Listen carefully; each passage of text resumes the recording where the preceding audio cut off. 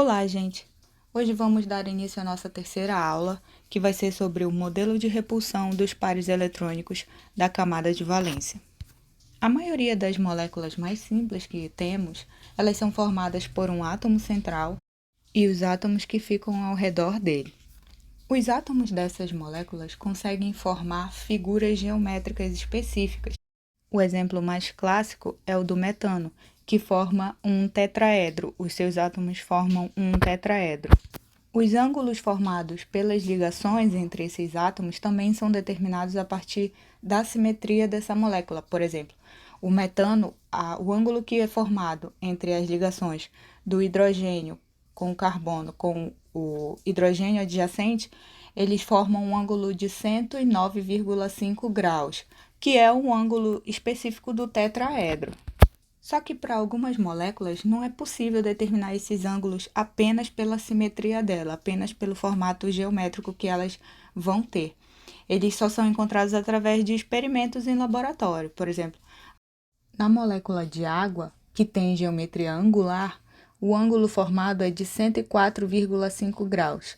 E na molécula de amônio, que possui geometria de uma pirâmide trigonal, o valor é de 107 graus.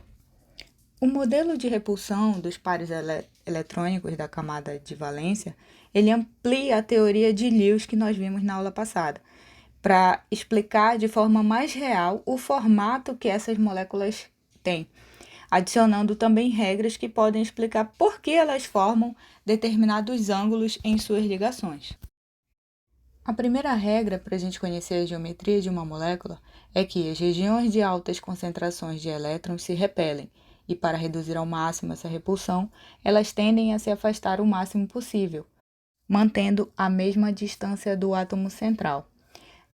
Esse arranjo espacial, onde os elétrons isolados estão afastados, é chamado de arranjo de elétrons na molécula.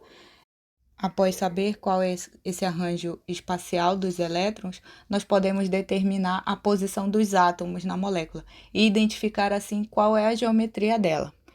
No slide, nós podemos ver que existem diversos tipos de geometria, como a linear, a angular, trigonal planar, pirâmide trigonal e assim por diante. Como exemplo, nós temos o cloreto de berílio. Ele tem apenas dois átomos ligados ao átomo central, que nesse caso, vocês podem acompanhar na figura, é o próprio berílio. Ele é o átomo central, representado pela bolinha verde mais clara, e os outros dois átomos são os átomos de cloro. Na estrutura de Lewis, que é essa segunda figura, o cloreto de berílio não possui pares de elétrons isolados no átomo central, que é o berílio. A posição com os átomos de cloro em cada ponta é que eles estão o mais afastado possível. Logo, espera-se que essa molécula tenha uma geometria linear, com ângulos de 180 graus. Essa forma foi confirmada experimentalmente. O segundo exemplo do BF3, que é o trifluoreto de boro, como nós podemos ver, o átomo de boro é o átomo central. E ele não possui também par de elétrons não ligantes, ou par de elétrons isolados. Ele tem apenas pares de elétrons ligantes. E de acordo com o modelo de repulsão, para esses pares de elétrons que fazem parte das ligações entre o boro e o flúor ficarem em posições máximas de afastamento, eles precisam estar nos vértices de um triângulo equilátero, um triângulo que possui os lados iguais. Esse arranjo espacial é chamado de trigonal planar e as ligações possuem ângulos de 120 graus cada. Essa informação também foi confirmada experimentalmente. O metano possui 4 pares de elétrons ligantes no átomo central, que é o carbono, e para ficar o máximo possível afastados, lembrando que isso é para evitar a repulsão entre eles, a molécula assume uma geometria tetraédrica, com ângulos de 109,5 graus. Essa forma também foi confirmada experimentalmente. Na molécula do pentacloreto de fósforo, o fósforo, que é o átomo central, ele possui 5 pares de elétrons ligantes e nenhum par isolado. E de acordo com o modelo de repulsão, para que não ocorra a repulsão entre esses elétrons, a molécula precisa estar em um arranjo bipirâmide trigonal. A ideia aqui é do formato de duas pirâmides unidas por uma mesma base, com 3 lados, como se fosse um triângulo equilátero em cima do outro, porém o de baixo está com o topo virado para baixo. Isso seria uma bipirâmide trigonal. Em cada um dos 3 vértices da base dos triângulos está um átomo de cloro, e os outros 2 que sobram estão posicionados no topo de cada triângulo, um que está virado para cima e o outro que está virado para baixo. O átomo de fósforo está no centro da base do triângulo. Essa geometria apresenta 3 ângulos diferentes, um de 90 graus, outro de 120 e outro de 180, como nós podemos ver aqui na figura do slide.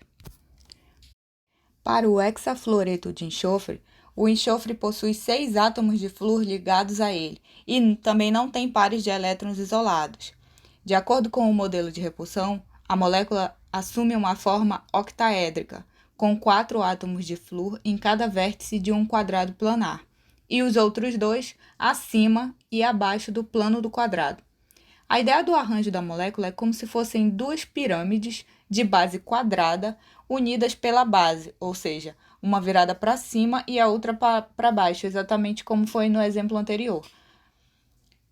Porém, com a diferença que a base do triângulo do pentacloreto ela é triangular, e aqui do hexafluoreto a gente está falando de uma base quadrada. Os ângulos nessa forma geométrica, eles são de 90 e 180 graus.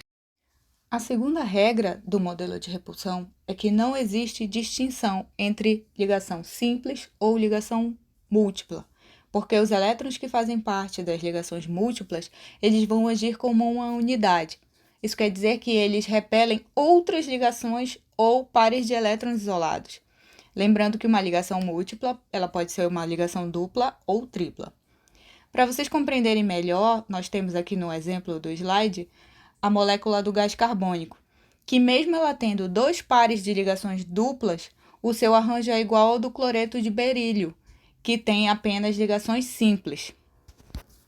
O mesmo ocorre para o íon carbonato, que possui geometria igual ao do BF3, que tem apenas ligações simples. A terceira regra diz que se a molécula possui mais de um átomo central, as ligações que cada um desses átomos faz, elas devem ser tratadas de forma independente. Por exemplo, aí no nosso slide nós temos o etileno. O etileno é um hidrocarboneto e ele possui 2 átomos de carbono como seus átomos centrais. A primeira figura é a estrutura de Lewis dessa molécula. E assim nós vemos que cada carbono possui 3 regiões de concentração de elétrons, ou seja, uma dupla ligação e 2 ligações simples, e ele não tem pares isolados de elétrons. Então, o arranjo para cada átomo de carbono é trigonal planar. Por isso, tanto os ângulos hidrogênio-carbono-hidrogênio, quanto os ângulos hidrogênio-carbono-carbono são de 120 graus. Como no modelo de repulsão as ligações simples e múltiplas são tratadas como iguais, no caso de moléculas que possuem ressonância, não importa qual estrutura de Lewis vai contribuir mais para esse híbrido, porque todas essas estruturas elas têm regiões iguais de concentração de elétrons ao redor desse átomo central. No exemplo do nosso slide, que é o íon nitrato, todas as estruturas de Lewis possíveis para essa molécula possuem 3 regiões iguais de concentrações de elétrons. Então, podemos esperar para cada uma delas uma geometria trigonal planar, já que as 3 ligações entre o nitrogênio e os oxigênios, elas são equivalentes. O que foi confirmado experimentalmente, porque as 3 ligações possuem tanto o comprimento quanto os ângulos idênticos. A figura ao lado, ela mostra um mapa de potencial eletrostático, e nós podemos ver que há uma simetria da distribuição eletrônica na molécula do íon nitrato. A parte vermelha indica a presença dos elétrons e nós podemos ver que ela é distribuída igualmente ao redor da molécula. Caso o átomo central da molécula agora ele apresente pares de elétrons isolados, eles devem ser considerados para identificar o tipo de geometria da molécula. Como assim, vocês podem se perguntar? Até então, nós estávamos estudando apenas a geometria de moléculas em que o átomo central não tinha pares de elétrons isolados. Só que agora é diferente, eles vão possuir esses pares. E uma fórmula que ajuda a determinar qual é a geometria desse tipo de molécula é a fórmula AXNEM. onde o A é o número de átomos central que tem a molécula, o X é a quantidade de átomos ligados a esse átomo central, o E é a quantidade de pares isolados do átomo central. Como exemplo, nós temos o BF3. A fórmula geral do modelo de repulsão para essa molécula é AX3. Por quê? O A porque ele tem um átomo central, que é o B. O X3 porque ele possui 3 átomos ligados ao átomo central, que são 3 átomos de flúor, e nenhum par isolado no átomo central, então não tem o E. Já no caso do íon sulfito, como ele vai apresentar um par de elétrons isolados no átomo central, que é o enxofre, a fórmula geral do modelo de repulsão dele é AX3E. Moléculas diferentes que apresentem a mesma fórmula geral, elas tendem a ter o mesmo arranjo de elétrons e também a mesma forma geométrica. Para saber qual o arranjo eletrônico de uma molécula que tem pares isolados no seu átomo central, não se deve fazer diferença entre os elétrons que fazem parte da ligação dos pares de elétrons isolados, como a gente pode ver na estrutura de Lewis para o íon sulfito.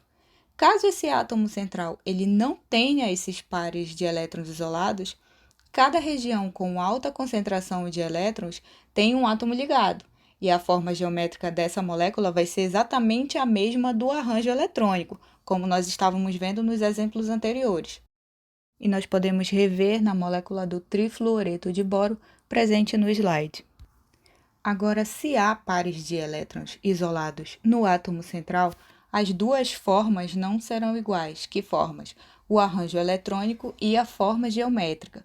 Porque para determinar a geometria de uma molécula, somente a posição dos átomos são levadas em consideração, caso haja o par de elétrons isolados. No exemplo do íon sulfito, que está presente no slide, o arranjo eletrônico dele mostra um formato tetraédrico, porque nessa forma as 4 regiões de alta densidade de elétrons estariam o máximo afastadas, levando em consideração o par de elétrons isolados presente no átomo de enxofre. Só que, na verdade, somente a posição dos átomos é levada em consideração, e por isso a molécula apresenta a forma pirâmide trigonal. Resumindo, para o arranjo eletrônico, todos os pares de elétrons, tanto os ligantes quanto os não ligantes, eles são incluídos. Só que quando nós vamos escrever a forma geométrica dessa molécula, só os átomos, só a posição dos átomos é que será incluída. No exemplo da molécula de NO2, o nitrogênio ele apresenta um elétron desemparelhado. Por isso, o arranjo eletrônico dessa molécula é no formato trigonal planar, porque leva em consideração esse elétron isolado. Só que a geometria da molécula é angular. A última regra do modelo de repulsão fala sobre a diferença entre os pares de elétrons ligantes e não ligantes. Os ângulos das ligações de moléculas que têm pares de elétrons isolados, eles são sempre menores do que é esperado. Isso porque a nuvem eletrônica de um par ligante, ela não pode cobrir um volume tão alto, tão grande, como um par isolado, porque esse par de elétrons ligantes, ele é atraído ao mesmo tempo por 2 átomos, e não apenas por um. Então, a repulsão acontece em uma ordem. A repulsão entre pares isolados é mais forte do que entre um par isolado e um par ligante, e, por sua vez, ela é mais forte do que a que ocorre entre pares ligantes. A molécula apresenta energia mais baixa quando seus pares isolados estão bem afastados, e a energia também diminui se os átomos ligados ao átomo central também estiverem bem afastados desses pares isolados. Todas as moléculas que possuem a mesma fórmula geral de repulsão, elas vão ter a mesma forma geométrica. Em alguns casos, elas podem até apresentar ângulos de ligação um pouco diferentes, mas no geral elas têm sempre o mesmo tipo de geometria. Por exemplo, no slide nós podemos ver a geometria do ozônio, do íon nitrito e do dióxido de enxofre, que é angular. E as 3 moléculas apresentam a mesma fórmula, que é a X2E. Uma molécula polar é aquela que tem um momento de dipolo diferente de zero, porque mesmo que a ligação seja covalente, as moléculas elas podem apresentar a distribuição da sua nuvem eletrônica de uma forma desigual. Isso se dá por causa da diferença de eletronegatividade entre os átomos que participam da ligação. Por exemplo, a ligação entre o hidrogênio e o cloro tem momento de dipolo diferente de zero, porque como o cloro é mais eletronegativo que o hidrogênio, ele vai atrair para si essa nuvem eletrônica. Logo, todas as moléculas diatômicas, formadas por elementos diferentes, elas vão possuir alguma polaridade. Claro que uma é mais intensa que as outras, dependendo dos átomos que vão compor essa ligação.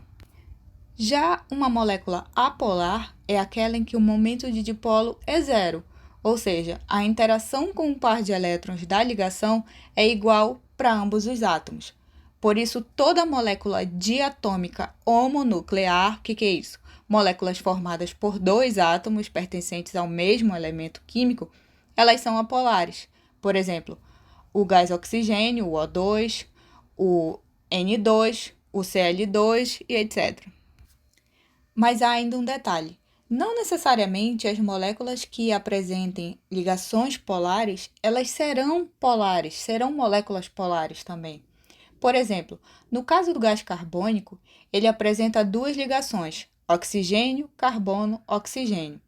E elas apresentam momentos de polo diferentes, que é esse vetor que aponta para essas direções opostas, porque como os oxigênios, cada um está em cada ponta da cadeia, e eles são mais eletronegativos que o carbono, então o momento de dipolo aponta para eles, quer dizer que a nuvem eletrônica é mais atraída para eles.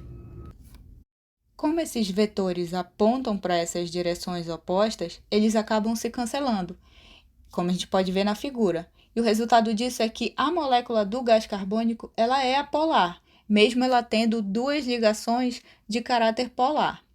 Podemos ver isso também na figura do potencial eletrostático dessa molécula, onde a distribuição da nuvem eletrônica ela é igual em ambas as ligações.